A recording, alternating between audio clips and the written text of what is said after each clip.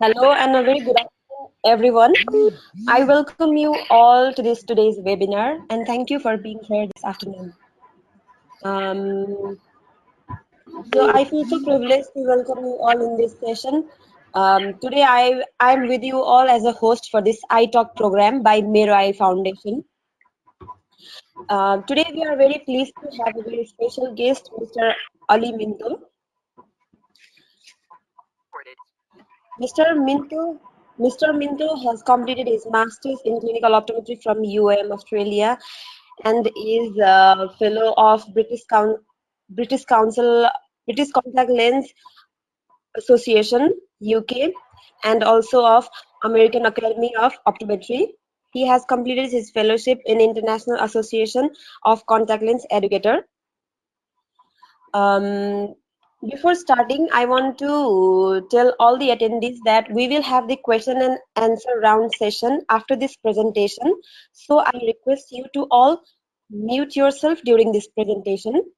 And if you have any queries in between, you can just write in the chat box that you can see in the screen.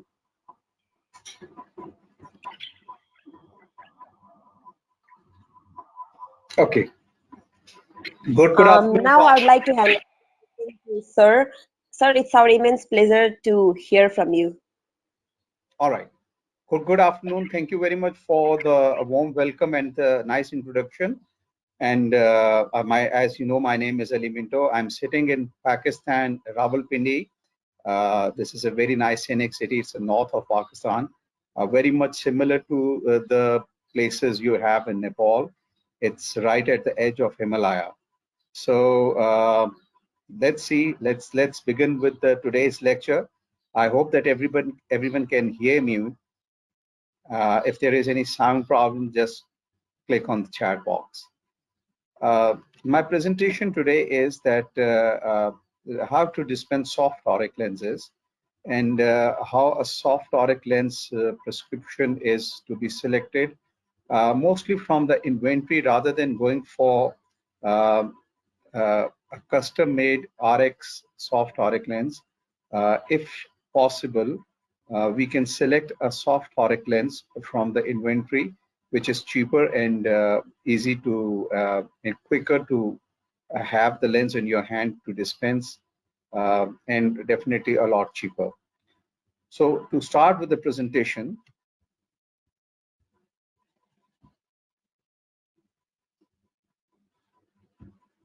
so why we want to fit a soft toric lens instead of a normal soft spheric contact lens?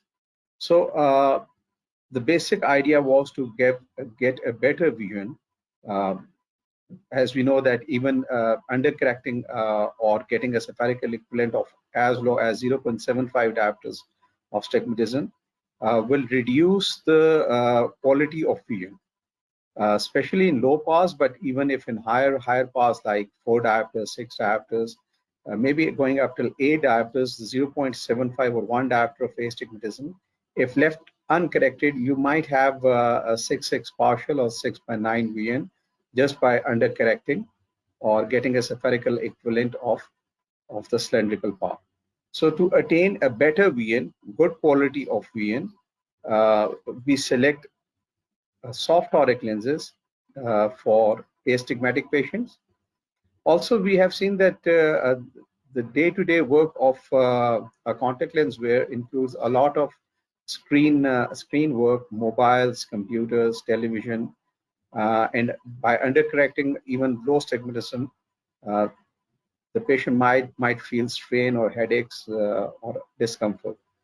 So rather than going for the spherical equivalent, we select a lens which is right to the par, give proper stigmatic corrections, and select a proper axis. It is as easy to fit as a soft contact lens is. It is comfortable to wear. It's much cheaper as compared to RGP lens. The lenses are more comfortable. It's easier to fit, and the price of soft toric lens is much less than an RGP lens. And the basic concept of my today's presentation is the easy availability of soft toric lenses to select a lens from the inventory stock which is available at your doorstep. Like you order the lens now and you get it maybe in half an hour or an hour's time, or at the max in a day's time. So this is the highlight. The design of a soft toric lens is just the same as of any other soft contact lens. The difference being that it will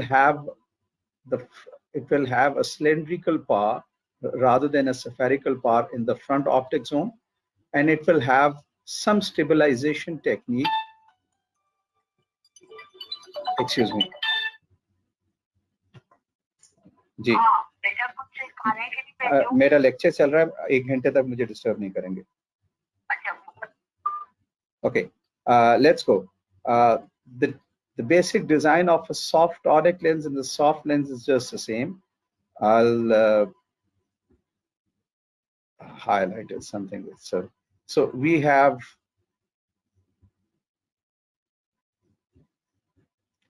a total diameter of, we have a front optic zone, back optic zone, we have a base curve.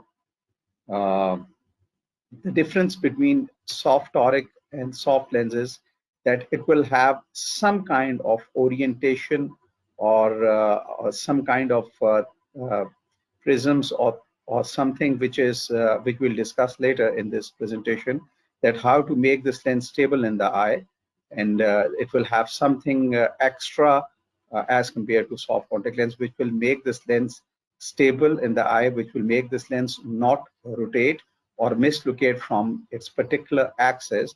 If this is the particular axis, we don't want the lens to move in this direction or to move in either direction. So we'll have something extra to make this lens stable in the eye.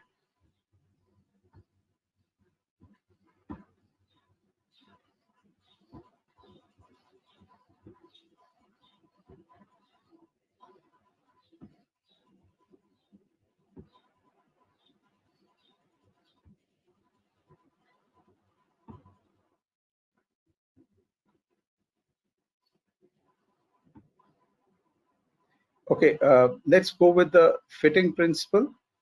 The fitting technique is just the same as of a soft lens. You see the fitting principles of soft contact lenses, that the lens should be comfortable, properly centered, good corneal coverage, things like that. The basic principles of soft contact lens apply on the soft toric lens as well. And the back vertex bar calculation is just the same as of soft contact lens. The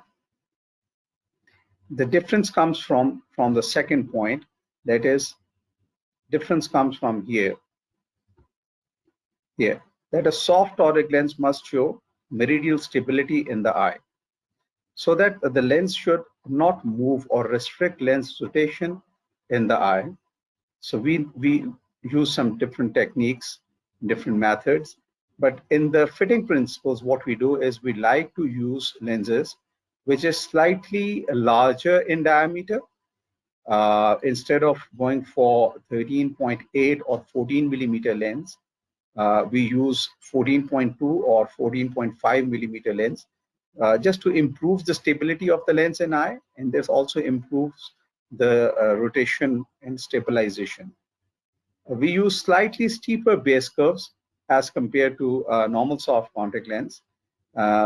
Sometimes, because we have a toric cornea, will have two base curves, K1, K2.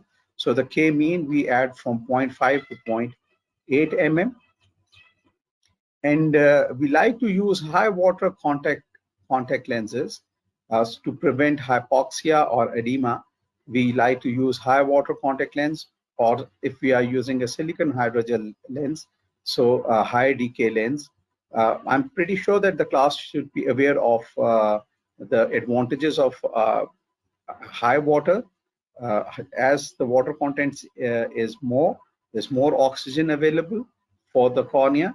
And when there is, this is for the soft hydrogel.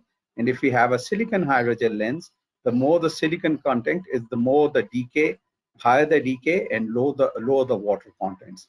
So in both cases, it is the oxygen which is available to the eye, which is available to the cornea, and either we can go for a higher water contact lens, or in other case we can use a higher decay contact lens to prevent hypoxia or edema.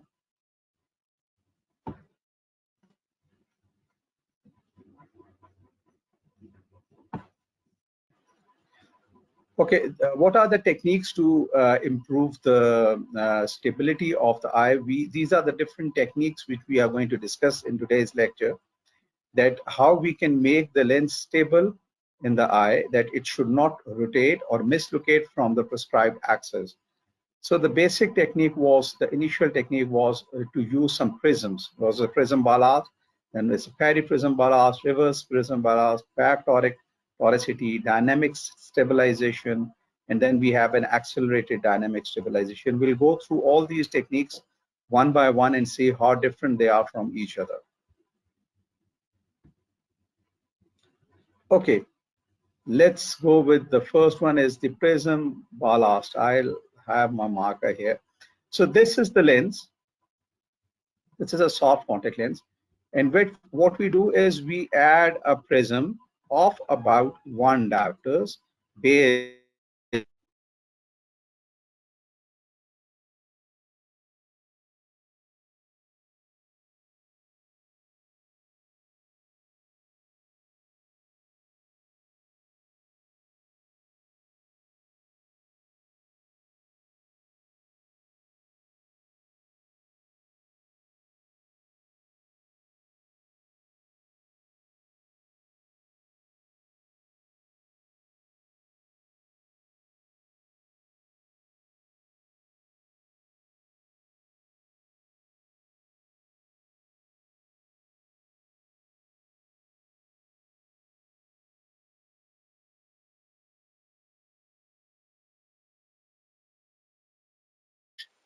Excuse me, Almindo sir.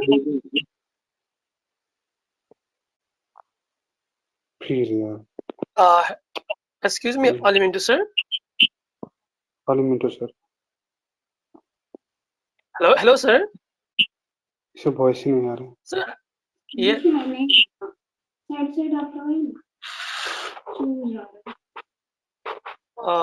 Excuse me, sir.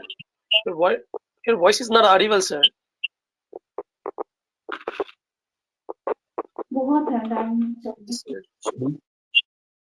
इसको खाएंगे हम लोग क्या करके पता है? Fridge में सब.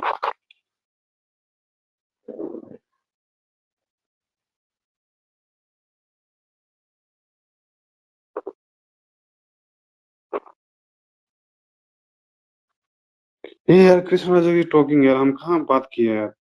To.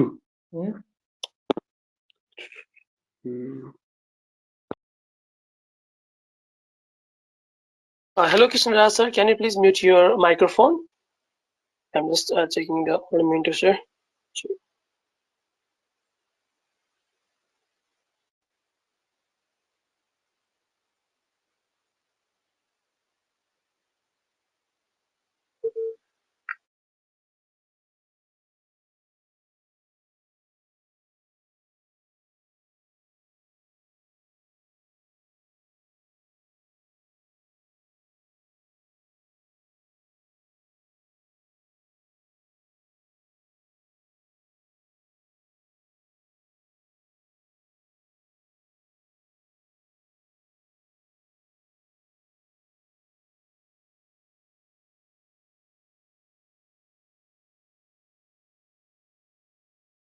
Okay, wait. Okay, sir. There's something wrong.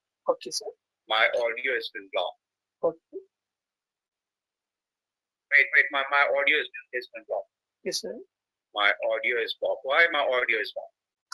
Why my audio is blocked? It's saying that my audio is blocked.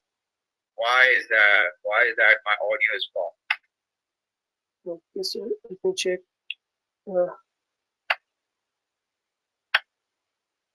Kapil, my audio is blocked here. Yes, sir. I'm not sure why, because it's saying no audio. Okay, sir. I guess Audio. yes, sir. So this might be a problem with sometime the internet. So Do you have GoToMeeting apps? The audio. Wait. Yes. It's saying connecting call. Just Okay, wait sir. for a second.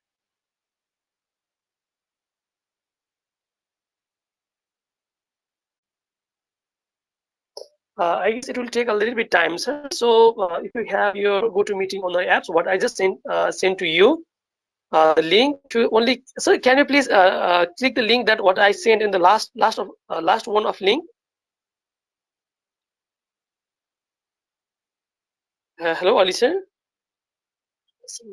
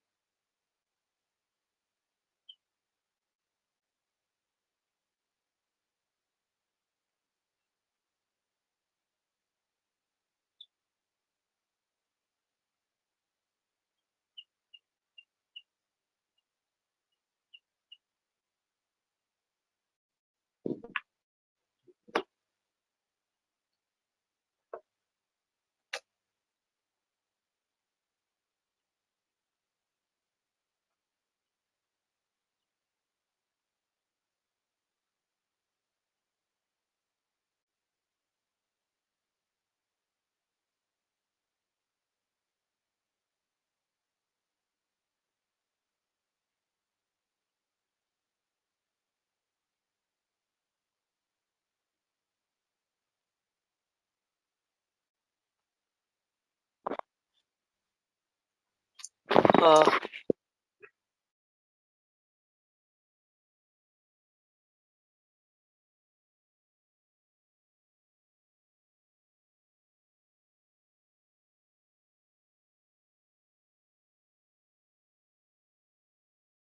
Hello.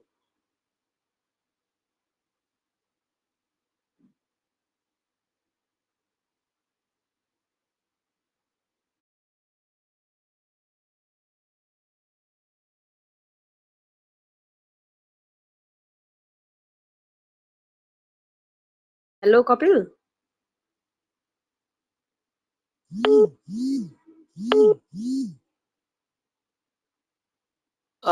yes, please. Yes. Am I audible?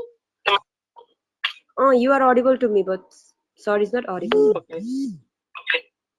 Ali sir, are you there? You're just connecting with the phone. I guess it will be work after 1 minute. Just take a time.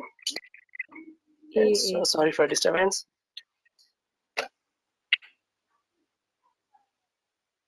Okay, I'm sure that now you can hear me from my mobile. Yes, sir. Yes, Uh, sir. Yes. So it's clear. Yes, sir. It's fine. okay. Okay. Now, shall we continue our presentation from this point onward? Yes. Yes, sir. Okay. From this initial from this All right. one slide, sir. All Yes. right. All right. So let's go to the back slide. So we were discussing how a soft lens, how a soft toric lens makes its stabilization in the eye, and it does not rotate from the given axis, the prescription cylindrical axis, what we select in the back vertex bar. It should not move from our prescribed axis. So the techniques used for the stabilization of a soft toric lens so that it should not move is the basic technique was prism ballast. In the prism ballast technique, we saw that there is a prism from top to bottom. It's a base down prism, and what it does is it tries to stabilize the lens. The prism is about 1 diopters of prism base down, 1 diopter prism base down, something like this, something like this. It's a base down prism. It's a base down prism, base down. That means the thicker part of the lens is at the bottom, and the upper lid pushes this lens downwards like this. The thinner part is tucked under the upper lid, and the thicker part is aligned with the lower lid margin. And this improves that the lens is stable. It does not move here or here when we fit, when we fit in the eye. The drawback of this technique was that the lens get thicker, slightly uncomfortable, and there is a prismatic value, prismatic correction in front of the eye, which might cause some dislocation of the objects what you are viewing. So to improve on Excuse this me, sir. technique, yes, Excuse me, sir. yes, I can hear you. Uh, yes, sir. Yes, I guess it Gautam, was not. Yes, it was not you changing. So can you please reshare it again? can you couldn't hear me, or you can hear me Yes, now? sir, I can. Yes, I can hear you, but slide is not changing, sir. The slide is it's changed. There's a new slide It's now. not changing. Okay, so it's It's not not changing. Can changing. you please? Yes, sir. Can you please This is the reshare it previous slide. again?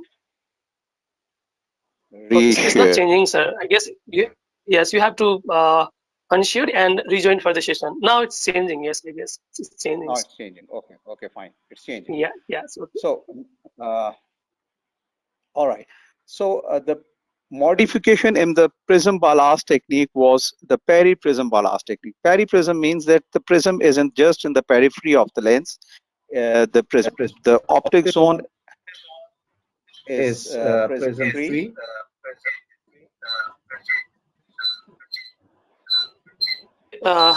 Sir, it's now echo is coming from your computer also start to work. So can you please mute yourself on your laptop?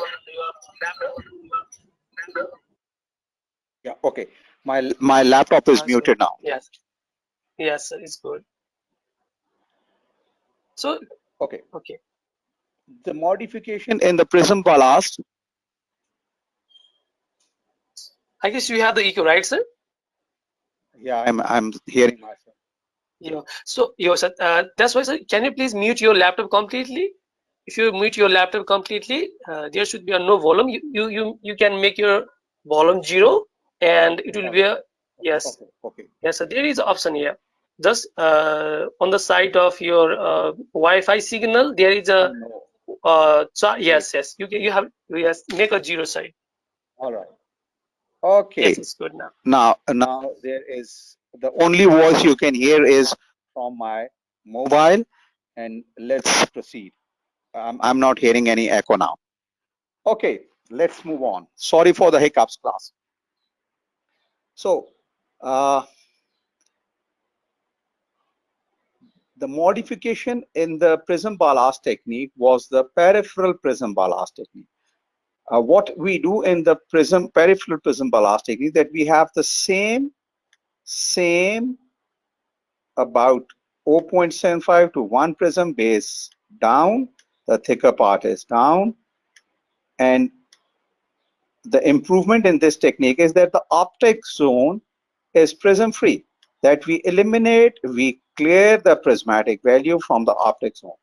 So what we are doing basically is that we are improving the comfort, we are improving the uh, uh, uh, we are reducing the prismatic effect in the optic zone. There is no prismatic effect in the optic zone. We are making this lens thinner and more comfortable. And with this technique, there are many lenses which were made earlier with this technique and which were very stable in the eye. But the modification in this technique kept on going and going on.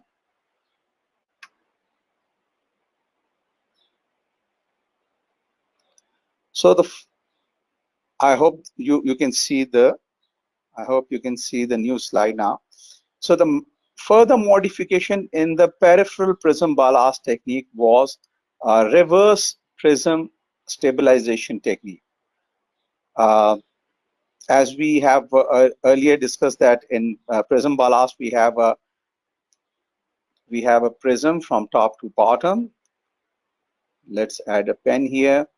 So the reverse prism ballast in this technique, we have a prism from top to bottom, and then we have another prism. Okay, let's make it a little different. Let's correct our drawing, erase this right, because this is important. The prism is from top to bottom and base down, and then we have another prism from bottom to top. It's a base up prism. So we have two prisms joined from top to bottom.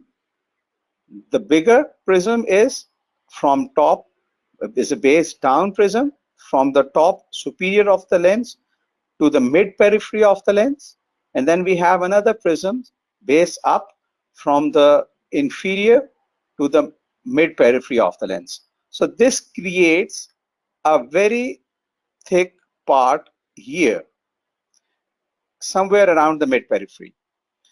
So what we are now doing, and what we do again, was that eliminate all the prismatic value from the optic zone. So there is no prisms in the optic zone.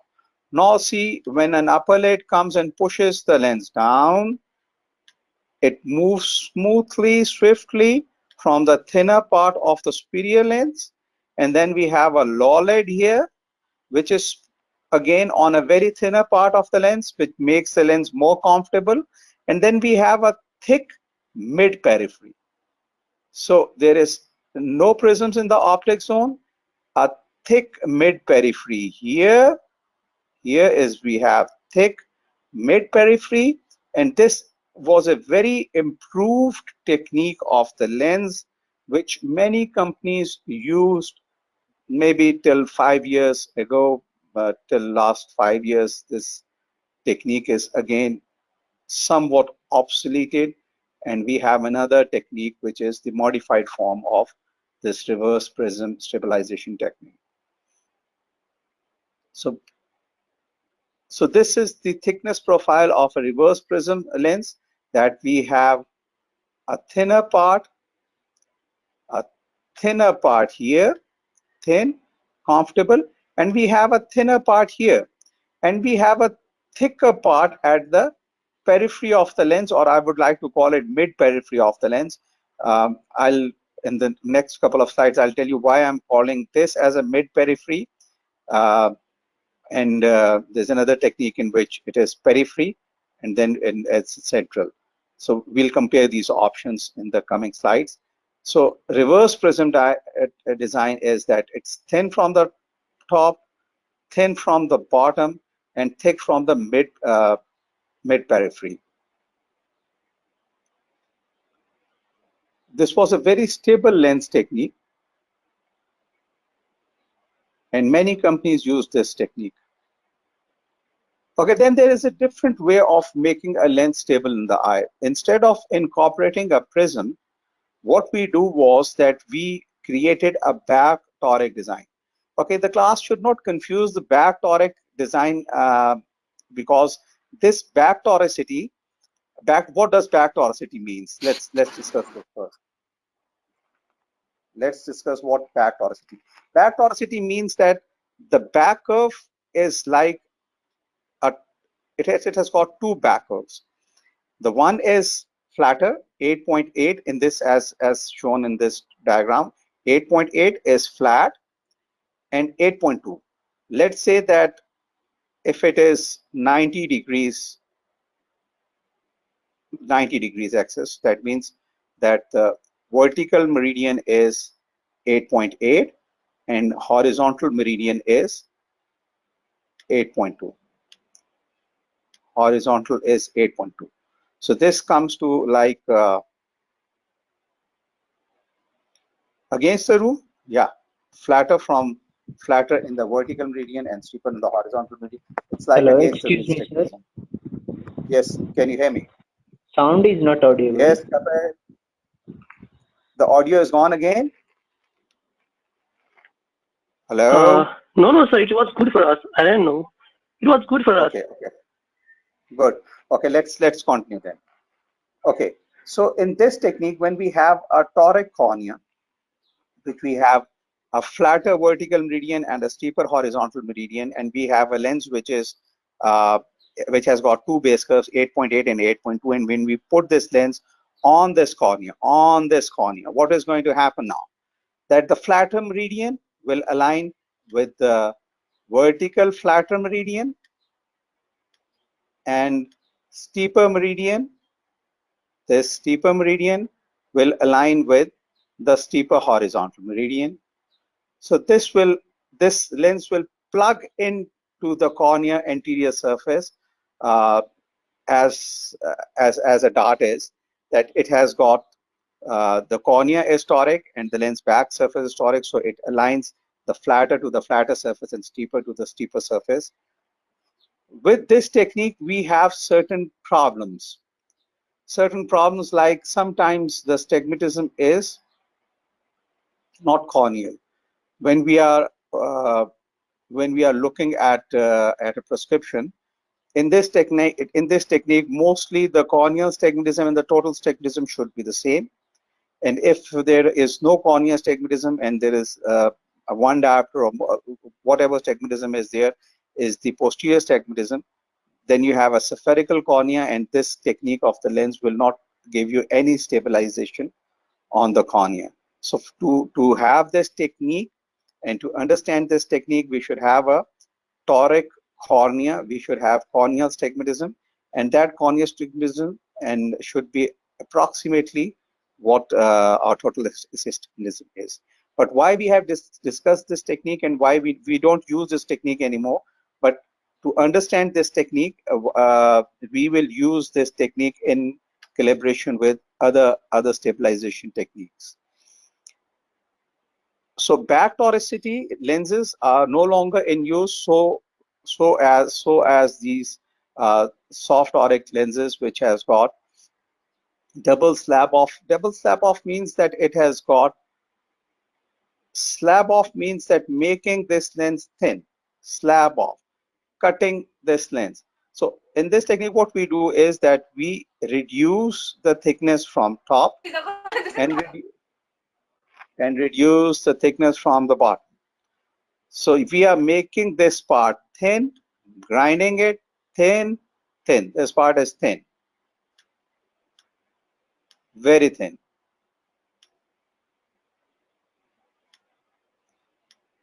And so is this part, thin. So when the upper lid comes,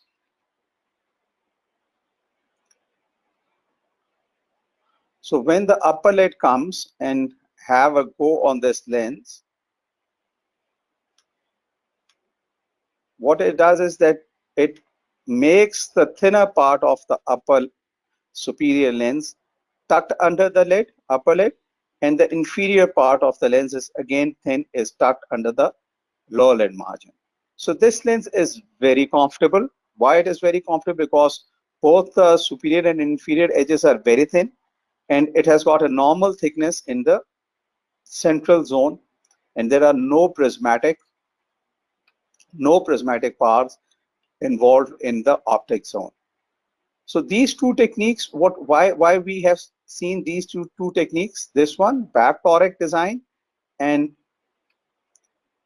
this slab off stabilization designs, is to understand the new dynamics of the lens which are used currently in the market. So this is the first design, which is the most popular design in now the current lens scenario. This is called the accelerated stabilization technique.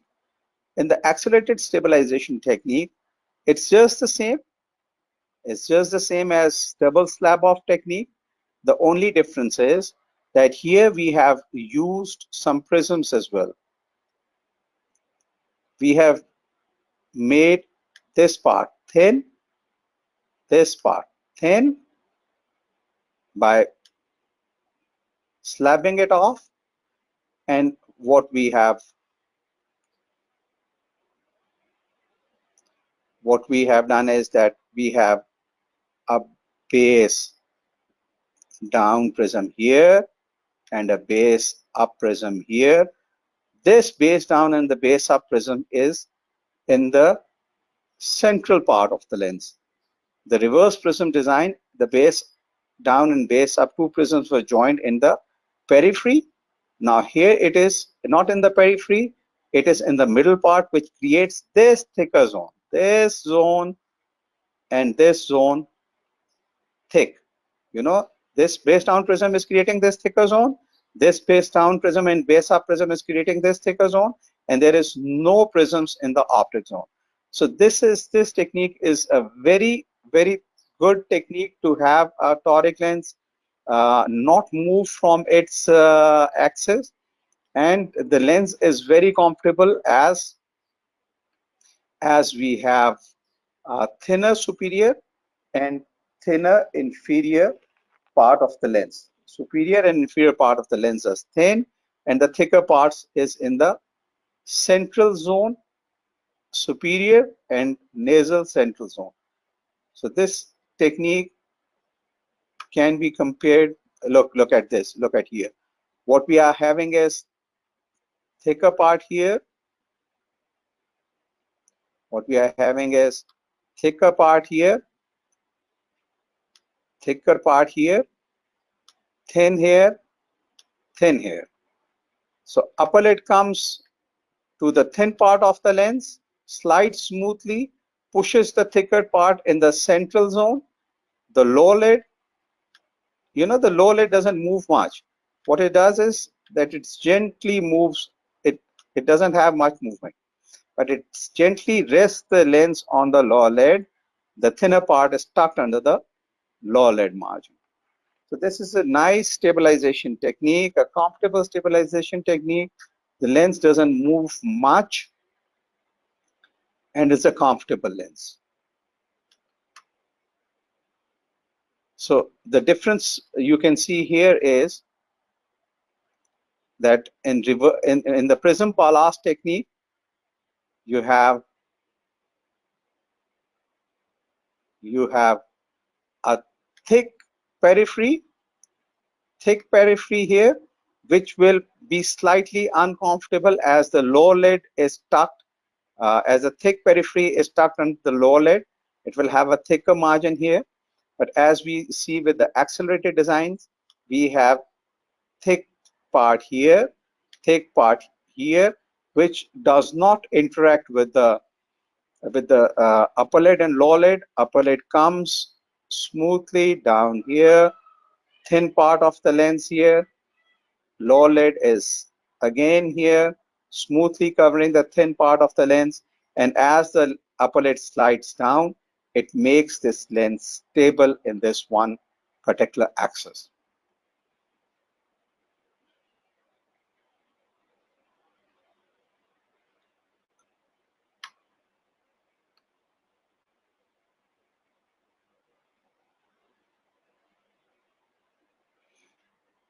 This is again showing the same description, that this is a contact lens which has got just the same thinner part here, thinner part here, prismless optic zone, thin optic zone here, no prisms, and then we have a prism base down here, prism base down here, and then we have a prism base up here and prism base up here. So makes this lens very comfortable and very stable, and does not rotate in the eye. And I'm sure that this technique has been used by many lens manufacturers nowadays. Especially the newer techniques are used with the inventory disposable soft toric lenses, which are more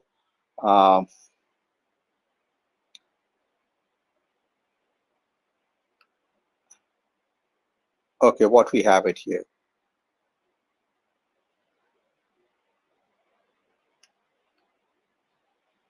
All right. Okay. Now this is again a double symmetrical slab of design, and it has got an innovative technique that the optic zone is periphery. It's just the same as we have discussed in this technique as an accelerated design technique. The double vertical symmetrical slab of design is very similar to the accelerated design. The difference is between the accelerated design and the asymmetrical slab of design is that it sometimes, most of the time, you can incorporate what? A back toric design as well. That you can ask that the toricity, back toricity, that vertical and the horizontal base curve is made like to plug into the difference of curvatures of the anterior cornea or the corneal stigmatism. So this technique gives you the best stabilization as the lens is plugged into the cornea. It has got the thinner part at superior, thinner part at the inferior, thick middle part, uh, thick part, the central part of the lens, and thin optic zone, a very comfortable design. And this is also the modification of accelerated design. So now we can see these three basic designs of the contact lenses, and we can see the difference why the latest lens design is been used more frequently. This was the traditional prism ballast or peri-prism ballast design, in which the thicker part is just in one quadrant. Then this is reverse prism technique, in which we had a base up and a base down prism. And this is what nowadays is OS's contact lens for astigmatism. It has got this thicker part here and thicker part here. The thin part from the superior and the inferior make this lens very comfortable and very stable in the eye. So by looking at all these different techniques, what we are seeing is how we can make the lens more comfortable and how we can make the lens more stable in the cornea. This is another description of how the lenses are, how the toric lenses are different from one another. This is prism ballast, this is prism ballast, this is peri-prism ballast, this is dynamic stabilization, this is reverse prism ballast, and this is slab off techniques, in which upper and lower parts are slapped off.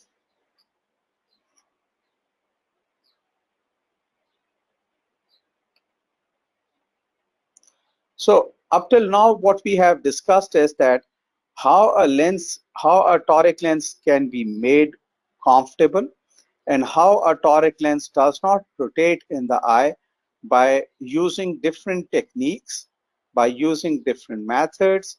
What we are trying to achieve is that we are trying to have a lens which do not mislocates or rotates from its given axis when fitted in the eye. So as the lecture this presentation is more focused on the inventory lenses rather than an RX lens design. In an RX lens design, you can design your lens and you can have your own base curves, back vertex powers, and the axis. But my presentation is more uh, uh, concentrated on selecting a lens from the inventory. So these are the inventory options what we have in stock. I'm sure you will have it in Nepal as well. We have it in here in Pakistan. The cylindrical power range is from 0.75 to 3.75, and in some companies we have 4.5 diopter cylinders available in the inventory as well here in Pakistan. And the axis range is from 10 degrees to 180 degrees with a step of 10 degrees. The spherical power from plano to 6 diopters, it's 0.25 diopters, and from 6.5 diopters to 10 diopters, it is 0.5 diopters. So if you are in a practice of you will be in practice in a couple of years' time, you will see that about 99% of your patient falls within this prescription range. I would say more than 99% of your patients will fall within this prescription range. So when we understand that this inventory is very important, and to understand this inventory is also very important, and selecting a lens from this inventory is even more important. That with this method, you can dispense the lens at lower cost. The inventory soft toric lenses are much cheaper than an RX lens, and it doesn't take long to get this lens in your hand and dispense. Doesn't take much. So you can dispense it in a day's time. So to understand the lens, what we need to understand is how the prescription works. Sometimes spherical astigmatism prescription is what we need in a spheric and spectacle prescription, and the contact lens prescription is just the same, like 0.75 diopter cylinders, 180-degree axis.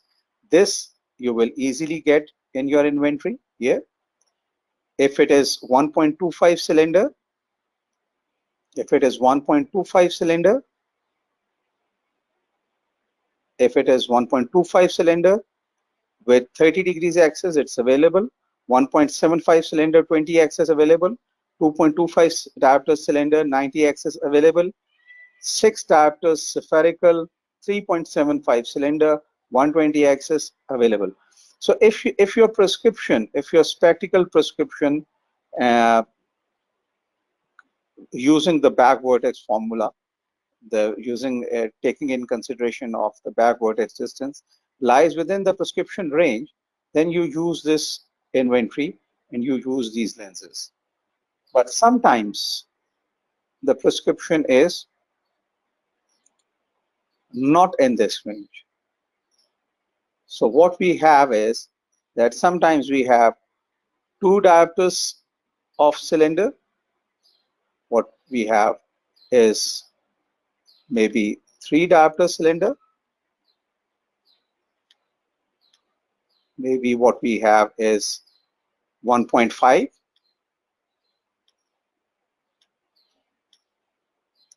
And we can have odd axes like 25, 35, 45, 55, 65. And in the inventory, we have 10, 20, 30, 40. So we can have a different axis and we have a different cylindrical power.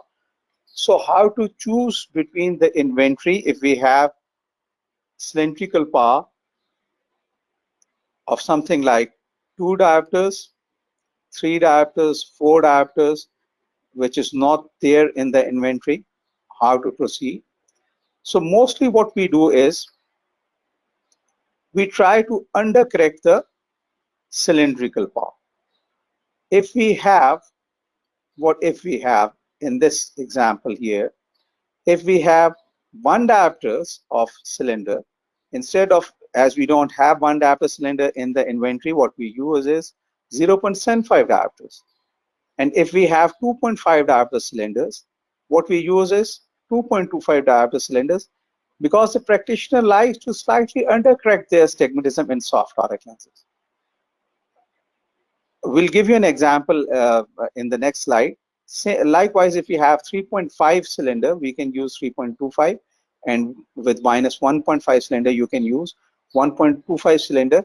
It will not drastically change the visual outcome of the patient. Rather, it will have the same visual acuity.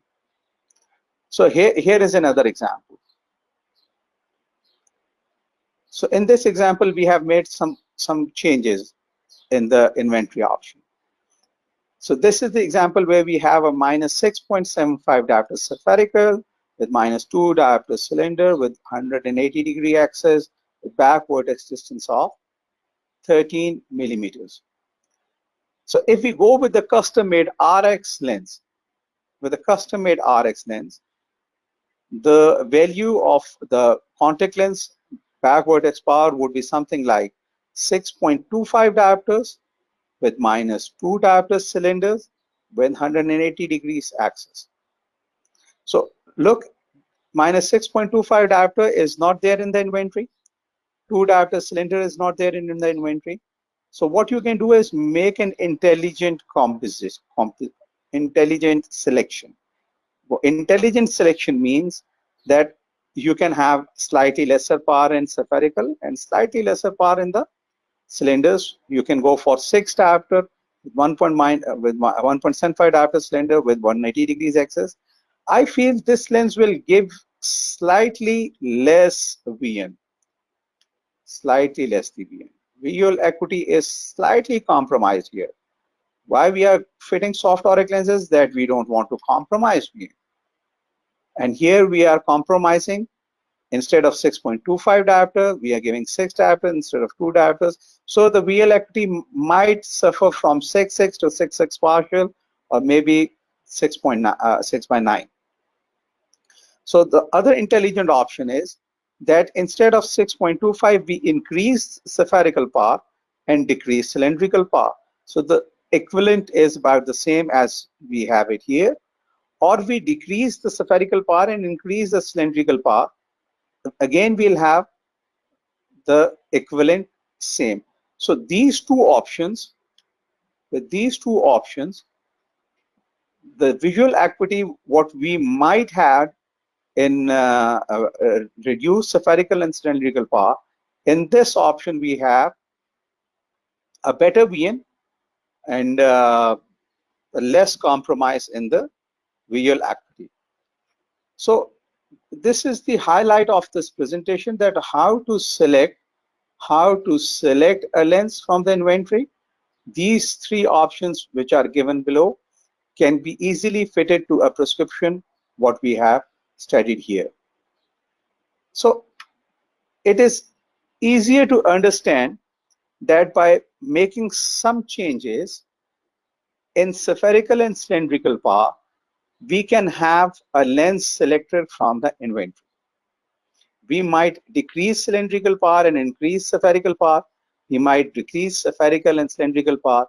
We might increase spherical and decrease cylindrical power, so that we have some equivalency of the lens power. So that was simple.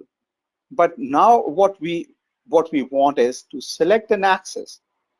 When we say to select an axis, if we have 180 degrees, we'll prescribe and give and fit 180 degrees axis. If we have a 90 degrees, we'll go with 90, 40 degrees, 40. But sometimes we don't have this option of 90 or 40 or 20 of these axes. What we have is 5 degrees, 15 degrees, 45 degrees, 165 degrees, 95 degrees, 175 degrees. That is, the axis is in the step of 5 degrees step. So here what we do is that if we have a soft toric lens, we see what are the external forces which tends to rotate this lens in the eye. The first, we have studied the stabilization techniques. We don't want the lens to rotate in the eye. But if we have 5 degrees, 15 degrees, 25 degrees, we want the lens to rotate a bit in the eye. And for that, to make a prediction, we should know what are the external forces which are acting upon the lens, which try to move it from the, yes, okay, from the given position. So here what we can see is that the upper lid is moving or pushing the lens downwards, okay, but the motion is not linear. It's not a vertical straight down. It's not like this. It is slightly curved. I'm making it an exaggerated curve. It's not like that, but it's slightly downwards and inwards. The upper lid is pushing the lens down and slightly nasal, slightly inwards, downwards and inwards. This is the upper lid motion. And when we see that the small amount of lower lid, that is pushing the lens upwards, and pushing the lens nasally as well. So both lids, upper lid and lower lid, what they are doing is that they are making the lens slightly rotate in the eye nasally. Upper lid is pushing the lens downwards and pushing the lens slightly inwards or nasally, and the lower lid is supporting the lens and pushing the lens slightly upwards and slightly nasally. So by understanding that these forces are acting on the lens like this, we might think that when we think that in an ideal circumstances, the soft toric lens should not rotate in the eye, and we should prescribe what the axes are, like 180 degrees or 10 degrees or 30 degrees we prescribe. But if we have 5 degrees or 15 degrees or 35 degrees or 95 degrees, we hope that the lens might rotate a bit in the eye so that we can select a lens from the inventory which is 10 degrees, 20 degrees, and with 10 degrees step till 180 degrees. So for that, what we can do is we can put a trial contact lens in the eye. If we have a trial soft toric lens with about the same axis you want to prescribe and put it in the eye, may not have the same prescription but might have the same axis. And when you put this lens, a trial soft toric lens in the eye, you see there are marks on the soft toric lenses. Mostly the marks are there at 6 o'clock. 6. But sometimes they have marks at 9 o'clock, 3 o'clock, and sometimes they have 3 marks year in year as well. So you see from the slit lamp that this mark is straight down at 6 o'clock, or it has been rotated in this direction, or it has been rotated in this direction. We can calculate the amount of rotation, and we can do the calculation maths, and we can change the axis of the lens.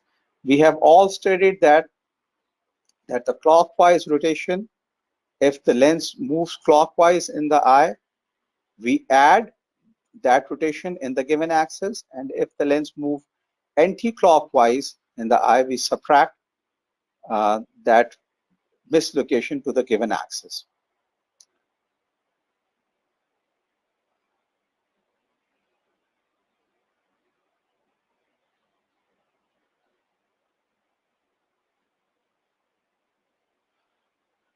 Okay, in this case, we see that we have two options.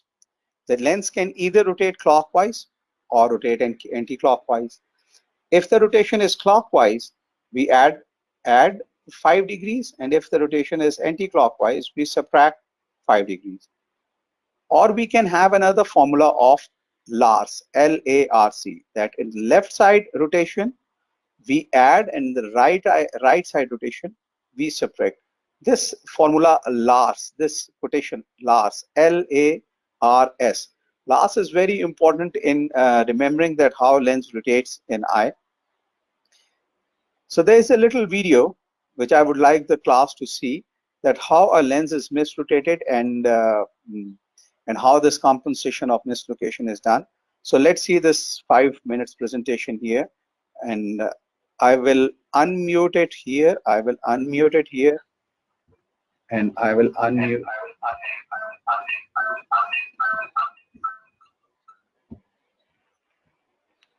I'm sure that you'll be able to hear the presentation.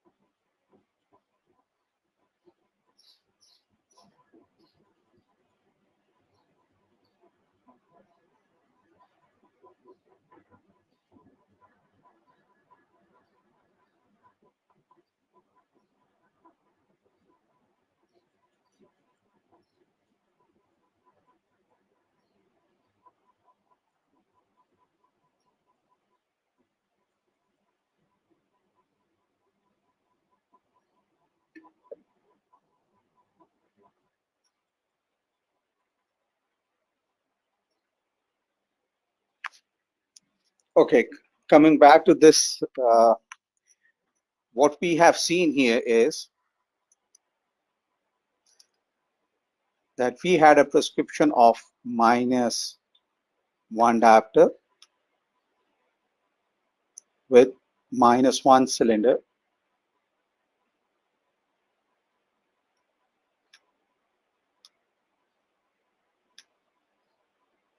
with 30 degrees axis. When we put this lens in the eye and this lens rotated 20 degrees, 20 degrees nasally or anti-clockwise. What we do is that the lens rotates nasally or rotates towards the left side or anti-clockwise, we subtract.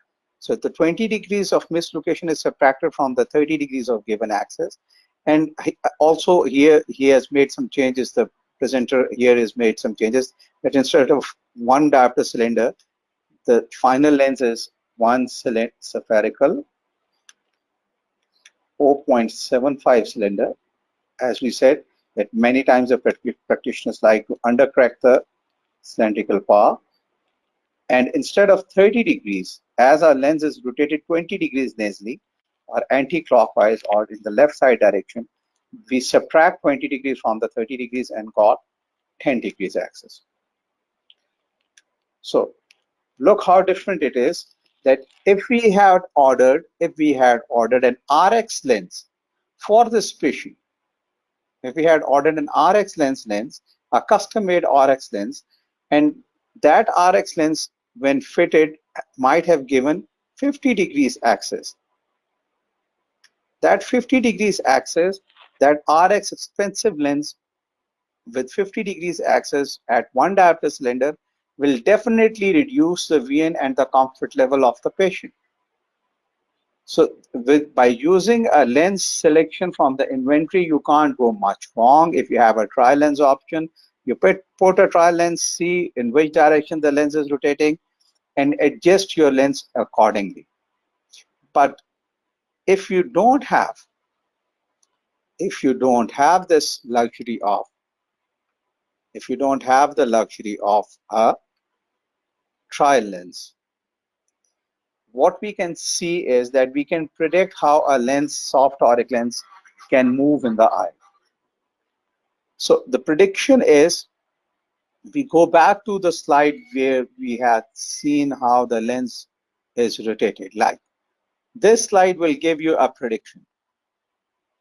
And I'm pretty sure that I have explained that what the predictions are, that the upper lid moves the lens downwards and inwards, and the lower lid pushes the lens upwards and nasally.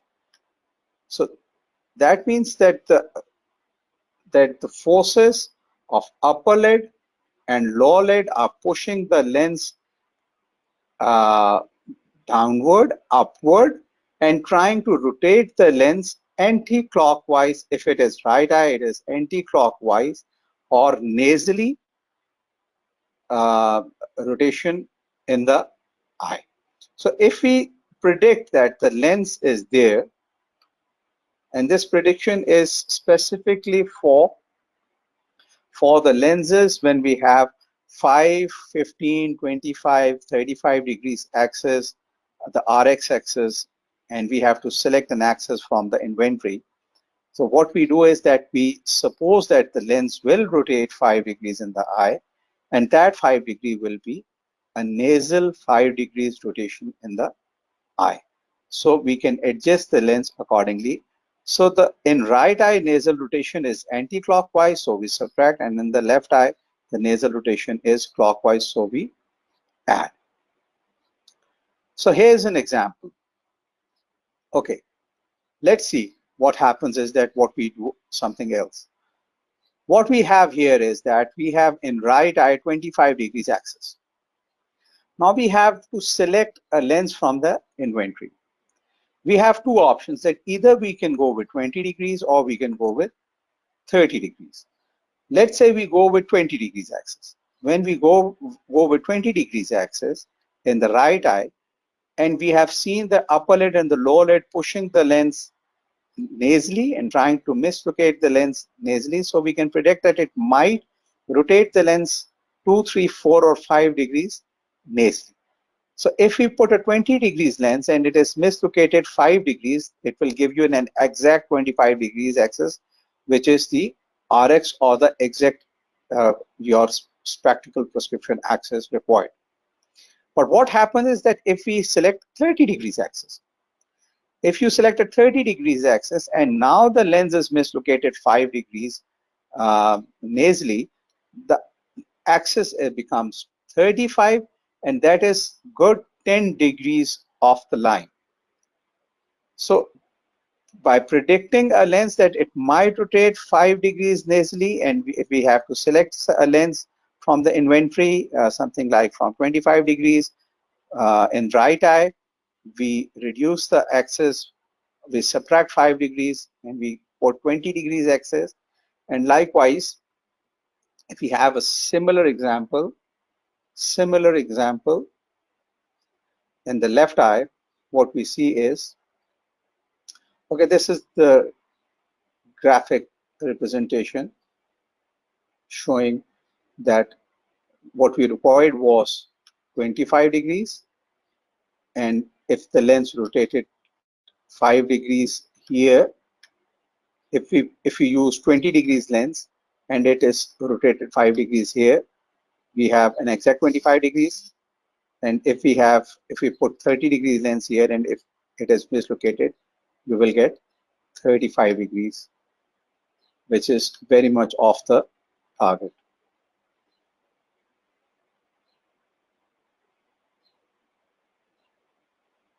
So let's see an example of left eye. So look, it's how different. It's very different from the right eye. Again, we have a 25 degree. Again, we have a 25 degrees axis in the left eye. The 25 degrees, we can go with either 20 and 30, as we have seen in the right eye example. We have given 20 degrees and the lens rotated 5 degrees and gave exact 25 degrees, the required prescription. But as in the left eye, the lens might rotate 5 degrees nasally. So if we put 20 degrees in the left eye, it might give you something different. It might rotate the lens in the opposite direction. So instead of 20 degrees, what we use is 30 degrees axis. And now in the left eye, as the lens is rotated from top to bottom, the left eye, 5 degrees rotation from 30 degrees, it will move downwards and gives you exact 25 degrees. And if you use 20 degrees axis, it will further move downwards. I'll try to draw it here. I'll try to draw it here somewhere. I don't think I have a, okay, I'll draw it here. Let's draw it. Let's use technology. Okay, this is the left eye. This is 25 degrees required. When we use 30 degrees, this is left eye, keep in mind. The lens is pushed downwards and nasally from 30 degrees, it will come and move to 25 degrees. But if we use 20 degrees, the upper lid will try to push the lens further down to 15 degrees axis. So if we can select an axis more intelligently, if we are going to use a lens from the inventory, so for that, as I have told you, that keep in mind the formula LARS, LARS, L-A-R-S, LARS. The formula is LARS, L-A-R-S.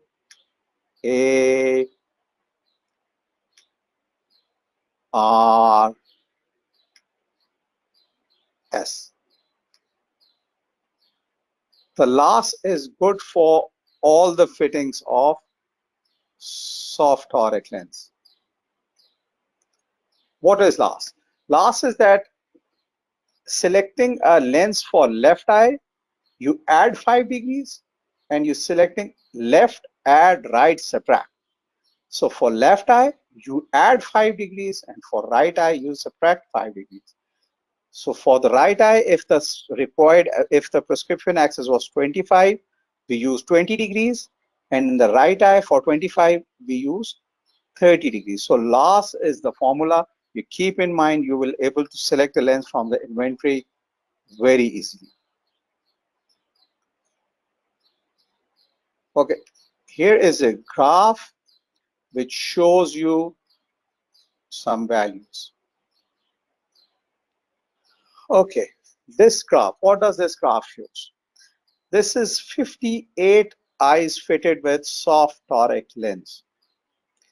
58 out of 58 eyes, 8 eyes did not move at all. Okay, 8 lenses had not moved or rotated or mislocated at all. So what the prescription was given, fitted, it did not rotate.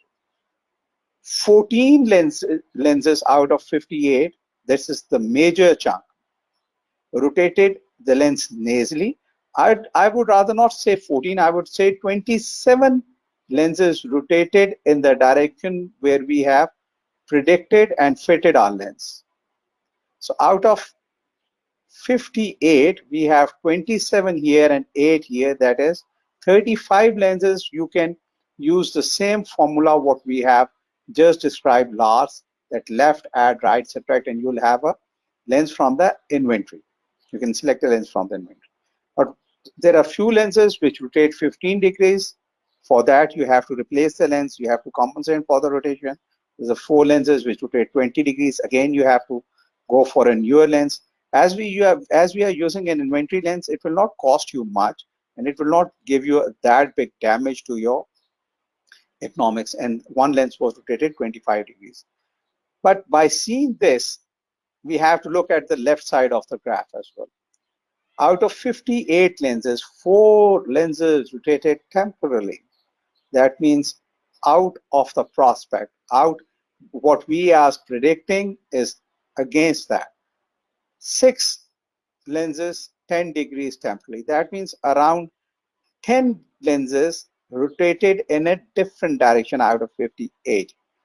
Or you can count these 4 lenses as well. So that's about 14 lenses which got rotated in the opposite direction. So when we further enhanced our lens design and saw what happened to these lenses, 14 lenses, this 4 lenses which rotated 5 degrees temporally, 6 lenses which rotated 10 degrees temporally, and 2 lenses 15 degrees and 2 lenses 20 degrees. Why did it happen? Why did it rotate temporally? To see this, we have to see, we go in a little more depth. So you have to remember the one formula that is last, and the second thing you need to remember is this slide. What I do is that I normally have this slide in my clinic when I'm practicing lenses, so that I can see when we get an oblique axis, sometimes the rotation is different than our prescribed rotation. Here we can see, here let's see the first part of the slide. Let's see here. This is right eye and 50 degrees. This is all cylindrical parts in the axis is taken in myopic or minus or negative. So 50 degrees axis of the lens, it will rotate nasally. But if the axis is 140 degrees, it will rotate temporally in the right eye. And again, if in the left eye, if it is 50 degrees, the lens will tend to rotate temporally, and if it is 140 degrees, the lens will rotate nasally. So here in this example, this part and in this part, the lens tends to rotate in the opposite direction. That is because of the corneal topography, and the thickness profile of the lens astigmatism, and the thickness profile of the prism or the stabilization technique. That's why it tends to move in the opposite direction. Here I would like to draw another eye. Sometimes the eye is like this. upper lid here and lower lid here, and it's like this. Sometimes the eye is like this. I'm trying to draw the right eye. Okay, this eye is bit down here and up nasally, and sometimes it is like this. This glass, can you see the difference? This is a normal eye. These are also normal eyes, but the eye is not every time like this. Sometimes it is here and sometimes it is like this. So that's why our formula do not work every time, but it works most of the time. When we see that mostly the lens rotated nasally, we have to see that between 30 degrees and 60 degrees, we might have an opposite rotation in the, we might have an oblique axis and different kind of rotation in right eye and in left eye. But in general, this technique provides you a safer option of selecting a lens in an eye. And if you have fitted a lens and it has been rotated more than your expectations, you can always go for another lens that will be not as damaging as you have prescribed an RX custom made lens and you have to wait another 4 to 6 weeks to get a new lens, and that will be a burden on you or on your customer, mostly on you, not on your customer, because it's the fault on your end. So fitting with inventory is always safer and cheaper, and nothing much can go wrong if you select a lens intelligently from an inventory. And if you keep the rotational forces, keep in mind the rotational forces, the axis of toric lens, you can select uh, a lens from the inventory. So what I said earlier is that about 99% of the time, you'll be able to select a lens from the given inventory that is at your doorstep. So thank you very much, class. I will see the chat and I will see the questions you've been asking, and I will try to answer those questions. I think I've been able to communicate what I was trying to say. What I was trying to say is that, okay, basically I'm a practitioner. I fit contact lenses a lot. I'm not an academic person. I don't go and give lectures to the universities and students. But there are very few things which are close to my heart and which are very close to me, that students, when going in the practical field, might suffer.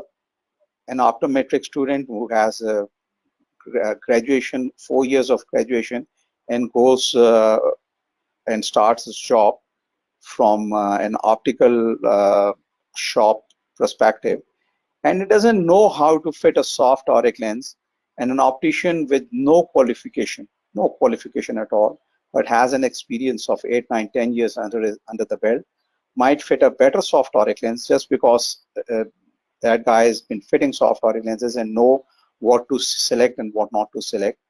So that was the main idea of this presentation. I have given this presentation to the many universities in Pakistan as well, and I have presented this in Lebanon and Morocco. And the optometrist, especially the final year optometrist and the new graduates who were practicing contact lenses, find this presentation very important and helpful in selecting the lenses on day-to-day basis. So I'll go to the question and answers. I hope this was a satisfying lecture, and I hope it wasn't that long. It lasted some more than my expected time, but let's see your questions now. So, Kapil, Thank you, sir. would you be able? Thank you, sir, for this very Oh, no, no informative worries. session. Let's And see if thanks to there all is any participants question. for this participation and your patience as well. And sorry for the disturbances in between. Oh, no worries, no Um, worries. Now, let us begin with our discussion session. Yes, all right, I'm here. Okay. So, shall I read the questions for you?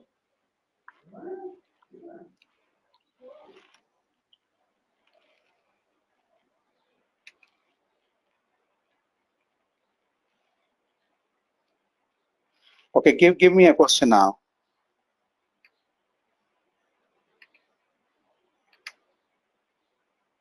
Aisma, can you please read out question first, sir?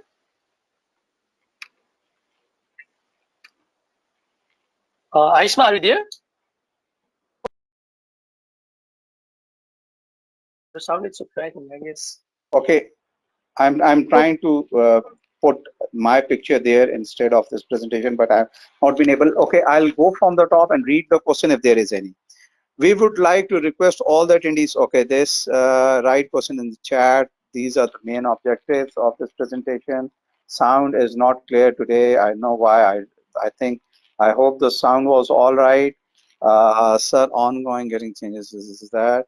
So how can we fit a back toric design? We cannot fit a back toric design on a spherical cornea. The back toric design was there to uh, understand the newer techniques when incorporated with the double slab off technique and the prismatic technique, and to improve the lens setting, we use the back toricity design incorporated with the prisms as well. We got a better and the stable lens. I'm talking about the soft toric design. Do not try to confuse this back toricity with an RGP back toric design. Okay, sometimes I'm giving an answer of Samveer Singh. I'm sorry if my pronunciation is not correct. Samveer Singh. Samveer, again, these designs were there to make you understand how the lens is stable. The technique was there to make you understand how the lens was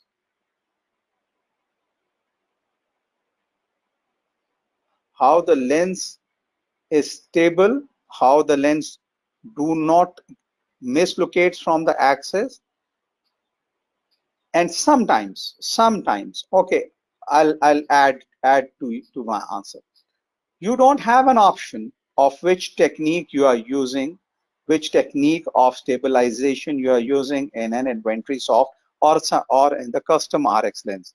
You do not ask that I want reverse um, reverse prism technique, or you want a slab off technique, or you want slab off with reverse prisms, or you want slab off reverse prism with back toricity.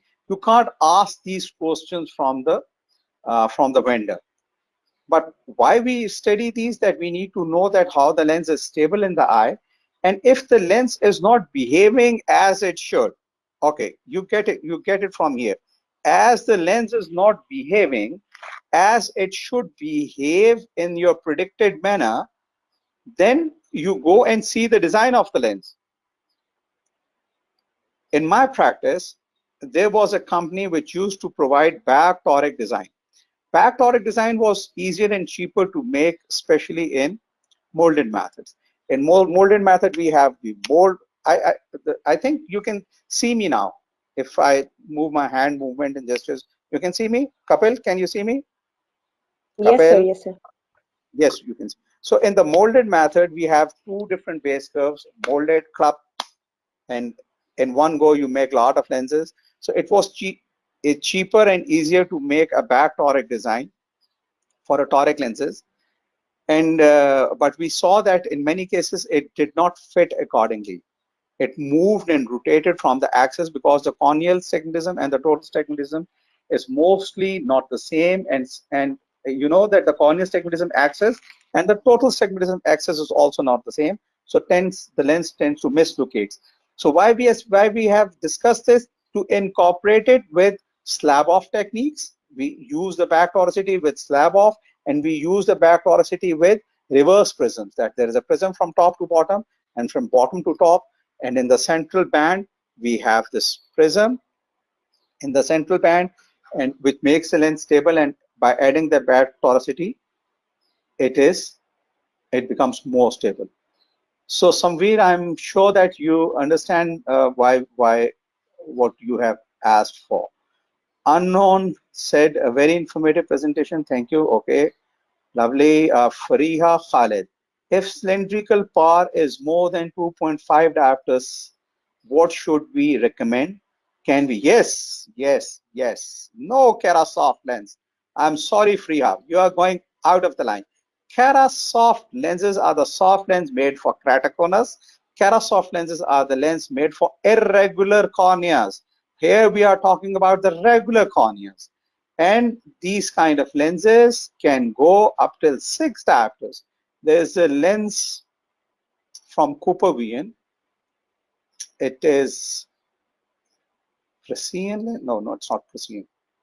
It starts with P. I don't remember the name. It makes an inventory lens up till 6 diopters, from 0.75 to 6 diopters of cylinder, and it uses this highly sophisticated technique in which you have a back toricity, in which you have upper slab off, lower slab off, and you have a band, thicker band, one prism coming from top to bottom base down and one prism coming from bottom to top. So you incorporate all the stabilization techniques in one go, and you go up till 6 diopters of cylinder if you go with this technique, and you'll have a stable lens. So in my practice, in my normal practice, I'm not quoting the textbook. Please, students, do not quote me in your question paper. Do not quote me in your answer in the final term that Mr. Alimento said these things. These are your practical tips. You go with the book. When book says that 2.5 diopter cylinder is the upper limit, and beyond that you go for RGP lens. That is good for your academic question and answer MCQs. That's good. But in practical life, we see that up to 4 diopter cylinder, you can easily go with soft toric lenses, and sometimes 4.5, 5 diopter cylinders. I have fitted up till 6 diopter cylinders in soft toric lenses with a very good results. But it has to be a regular astigmatism. Mind you, it does not, the soft toric design do not fit in keratoconus or an irregular astigmatism. Sometimes in keratoconus and sometimes in irregular astigmatism, you might find a prescription something like -1 diopter with 4 diopter cylinders at 35 axis. Sometimes you get a VN69, 612. But mind you, that is an irregular cornea. That is a keratoconic cornea. You cannot put a soft toric lens to get the same results. You cannot. You have to, in this case, you have to go for an RGP lens, and sometimes this Cara soft lens. Okay, Freya, understand? Ashmita. Sir, I have once more clearance about, sir, can I have once more clearance about rotation of the axis relative to the thicker meridian? Yes.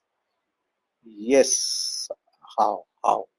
Let's see how. Let's see if I have anything here with me. I'm not in my clinic. In my clinic, if I am in the clinic, I would be able to show you better.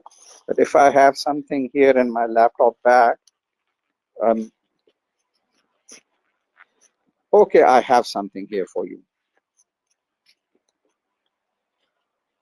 Okay, this is for Ashmita. You have to visualize things. You have to open your eyes and see what I'm going to show you now. Okay, can you see this lens? This is a spectacle lens of -4 diopter cylinders. And can you see its thickness? It is thick from here and thin from here. Okay, so if we have 180-degree axis, that 180-degree axis is thin, thin, thin, thin, thick, thick.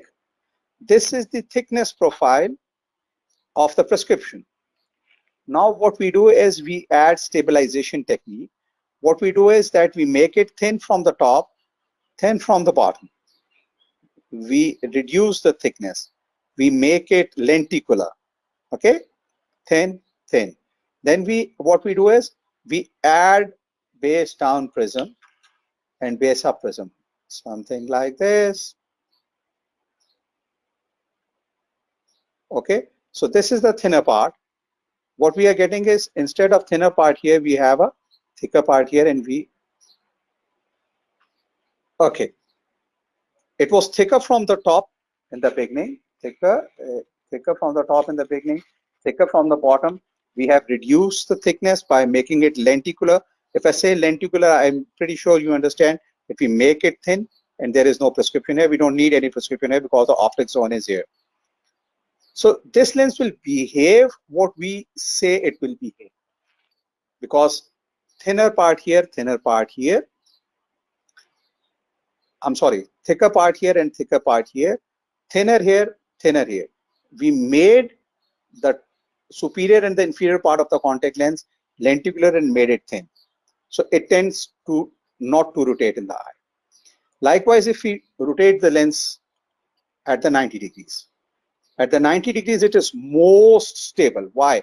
Because this is 90 degrees. Okay. It is thin from the top and thin from the bottom and thick from the sides. And this is what this is double slab off is. In double slab off, there are no prisms. It's thin from the top, thin from the bottom.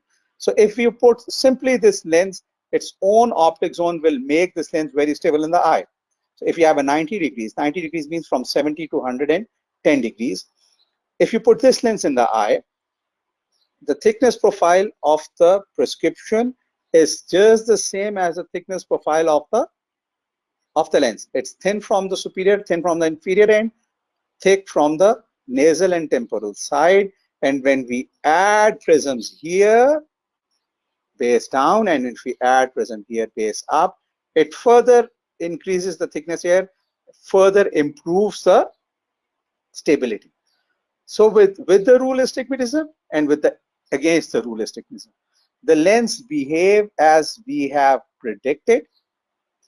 But what happens when this thickness profile, your prescription thickness profile, is at oblique axis? You have to visualize a bit more. Now we have a thickness profile. Let's use red marker. I'm not sure black as well.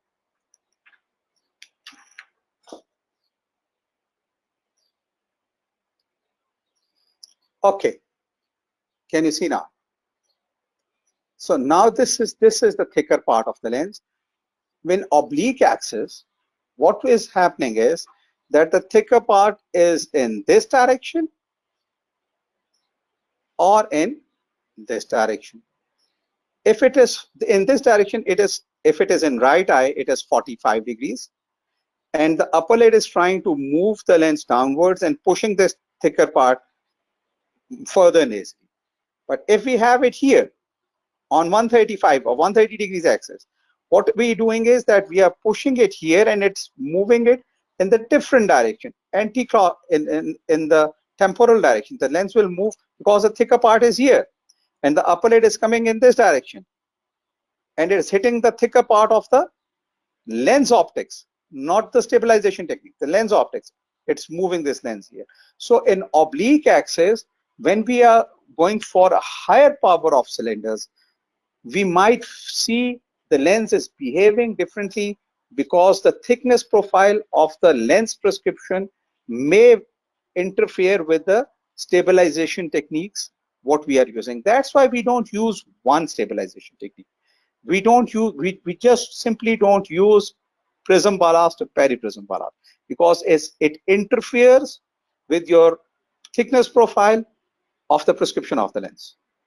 So when you use two or more than two techniques, in which especially when you make the upper part superior and the inferior part of the lens thin and add prisms peripherally, add prisms nasally and temporally, it makes the lens more stable even for the oblique astigmatism, but due to the thickness of the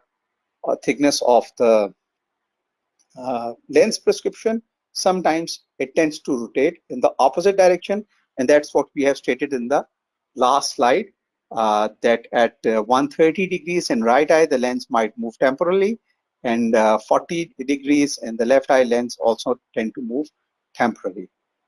So Ashmita, I think I've given your answer. Sir, if patient accept odd axis, like no any movement in the axis, how can we dispense as you have told me the axis is available? No worries. If the lens do not move at all, okay, what happens is, let's say this is Arbindra Gupta.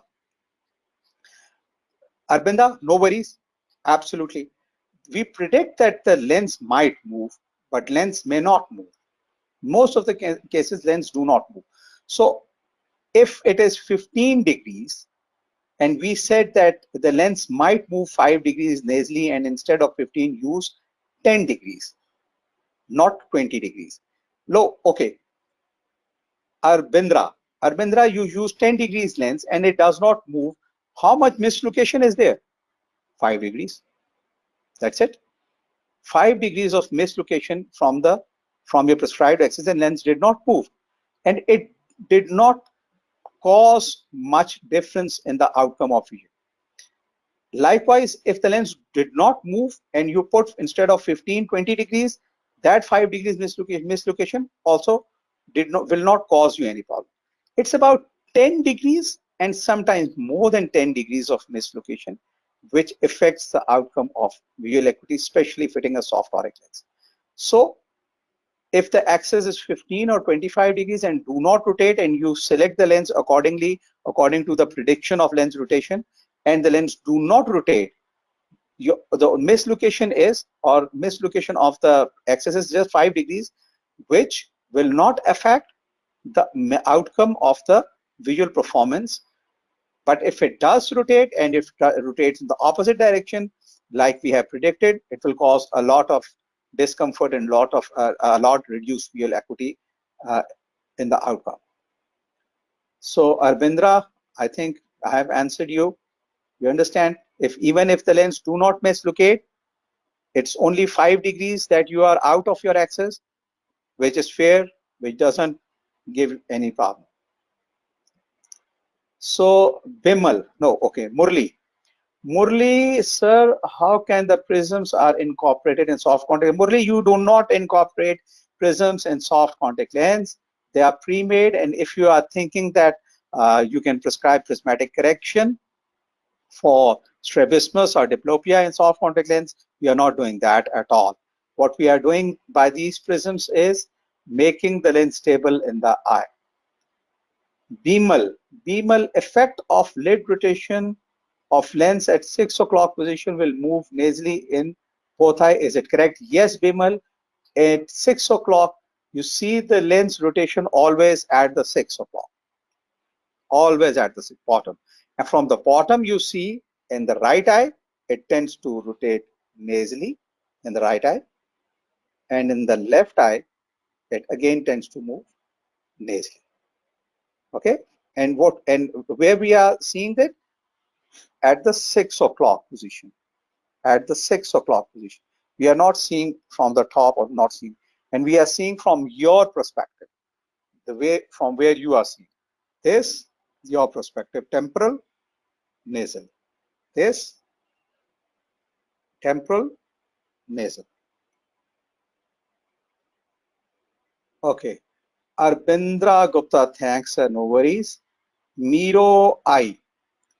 Sir, one small children around 12-year-old had cataract surgery done by 4 years ago, and prescription with him is 4 diopters with 7 diopter cylinder, 100 degrees axis, add 3 diopters both eyes.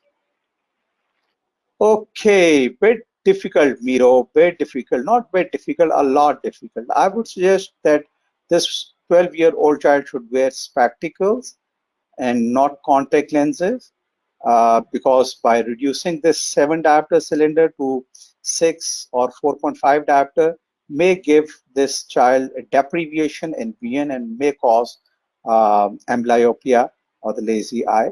So I would suggest, and also a contact lens will not, a soft or a contact lens will not be a multifocal or a bifocal, so it will be a distance vision contact lens.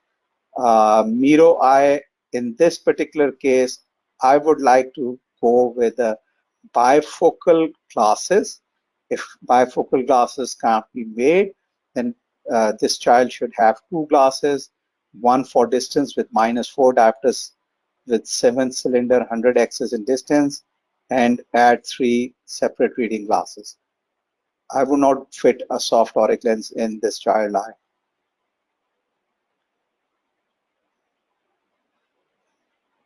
with more than 6 diopters of cylinder, you cannot fit a soft toric lens.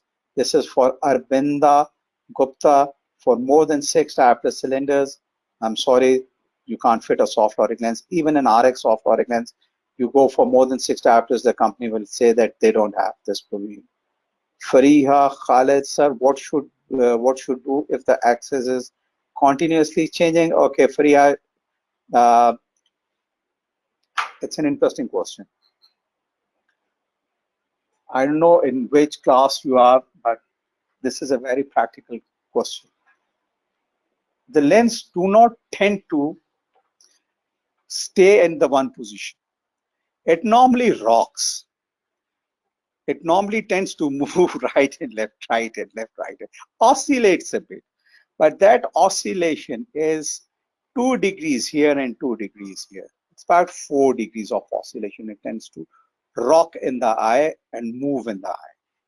If it doesn't rock or move, it will plug into your cornea and it will cause a lot of discomfort.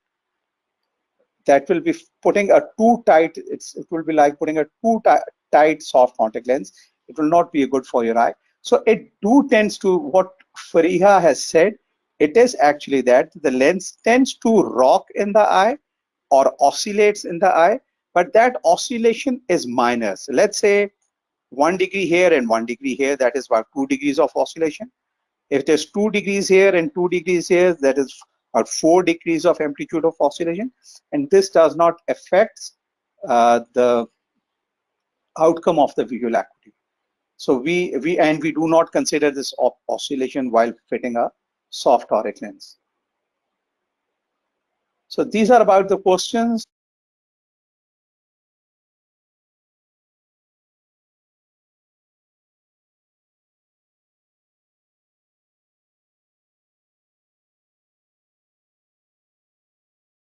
Hello, sir. We have one question for this organizer.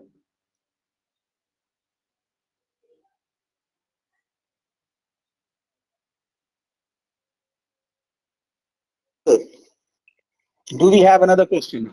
Yes, sir. Hello? Yes, sir. Yes, sir. In There's private. somebody on. I Yeah. can't hear you. I can't hear you here. Hello. I'll have to switch on my laptop. I can't hear you in the mobile. Okay, let's do this. Not okay. Okay. Hello, sir. What do you want to ask? Yes. Yes. Question from Mr. Hari. One small child around 12 years had old cataract surgery done 4 years ago. I think I have given them an answer of -4 spherical 7 cylinder 100 degrees axis. You should not go for a soft contact lens. If at all you need to put a contact lens, it has to be an RGP and a back toric RGP. Okay, okay, okay. Thank you, sir. Well, that's All right. the end of this session. Considering the time limit, I hereby Thank announce you very much. the discussion session. I hope it was an informative, and I hope the class have learned something from me. I'm not sure that I'll be able to give you many more lectures, because this is one thing which I go to different universities and tell them about, because I'm not, I do not go and teach contact lenses and teach to the university. I'm a practitioner. I used to work in my clinic. Today is my off day, and that's why I given you this time.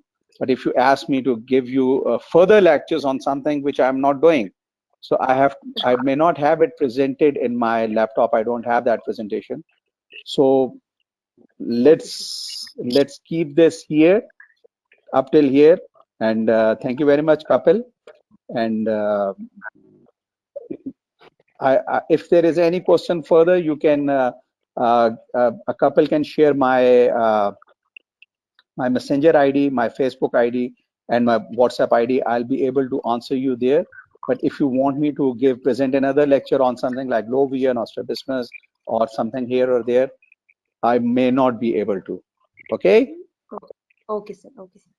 Okay, fine. So, Okay, sir. thank you. Thank you. Take care. Thank you so much, sir.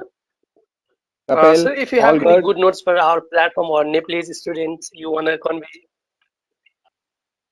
Okay, I'll do that. I'll Yes, add sir. my Sir, if comments you here. want to give some message to the Nepalese optometrist or who are working on the Nepal, so any good notes? Okay, where would you want me to write? I'll send you my comments on your messenger or WhatsApp, and you can add it to the group or wherever you want to write. Okay? Is it fine, Kapil?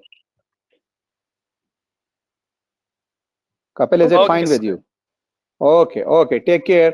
Have a nice day and have a lovely examination. Stay put. Okay, bye-bye. Okay, thank you, Bye, sir. sir. Have a good day. Thank you, sir. Okay,